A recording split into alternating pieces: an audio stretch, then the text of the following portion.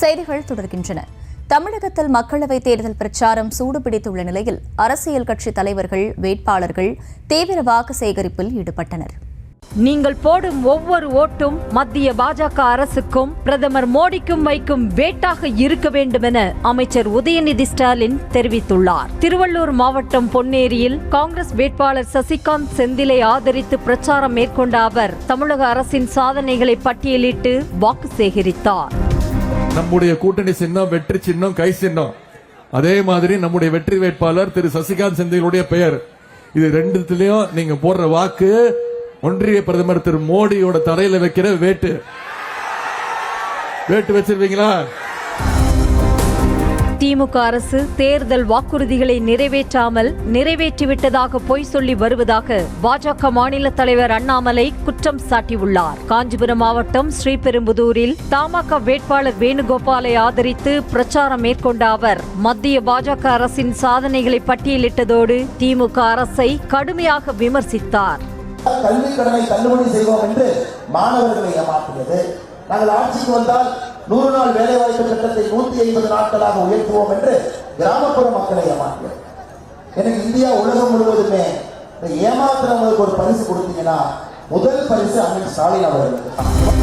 கோவையில் வானதி சீனிவாசன் தயவில் வெற்றி பெற்று விடலாம் என தப்பு கணக்கு போட்டு அண்ணாமலை போட்டியிட்டுள்ளதாக திமுக துணை பொதுச் செயலாளர் கனிமொழி தெரிவித்துள்ளார். கோவை துடியலூர் பேருந்து நிலையம் அருகே கோவை தொகுதி திமுக வேட்பாளர் கணபதி ராஜ்குமாரை ஆதரித்து பிரச்சாரம் மேற்கொண்ட அவர் அண்ணாமலை 3வது இடத்திற்குத்தான் போட்டியிட்டுள்ளதாக அவர் கூறினார். புதுசா ஒரு தொகுதியை கண்டுபிடிச்சு அங்கு வந்தாது இங்க இருக்கக்கூடிய வானதி அவர்களுடைய சப்போர்ட்ல வெற்றி பெற்று விடலாம் என்று கணக்கு போட்டு அந்த கணக்கும் தப்பா போய் இங்க கோயம்புத்தூர்ல மாட்டிக்கொண்டிருக்கிறார் அண்ணாமலை அவர்கள்.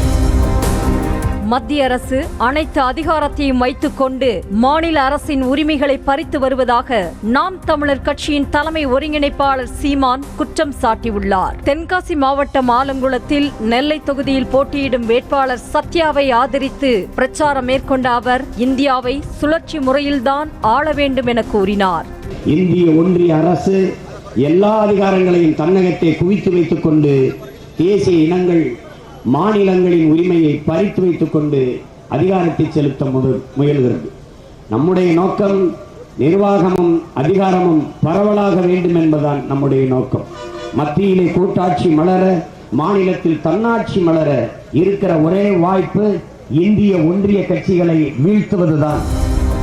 ஜிஎஸ்டி வரி உயர்வால் தொழில்கள் கடுமையாக பாதிக்கப்பட்டுள்ளதாகவும் இதற்கு மத்திய மாநில அரசுகள்தான் காரணம் என தேமுதிக பொதுச் செயலாளர் பிரேமலதா விஜயகாந்த் குற்றம் சாட்டியுள்ளார். அதிமுக சார்பில் கோவை தொகுதியில் போட்டியிடும் சிங்கை ராமச்சந்திரனை ஆதரித்து சிங்காநல்லூர் பகுதியில் பிரச்சாரம் மேற்கொண்ட அவர் கோவையில் சிறு குறு தொழில்கள் கடும் இன்னல்களை சந்தித்துள்ளதாக கூறினார்.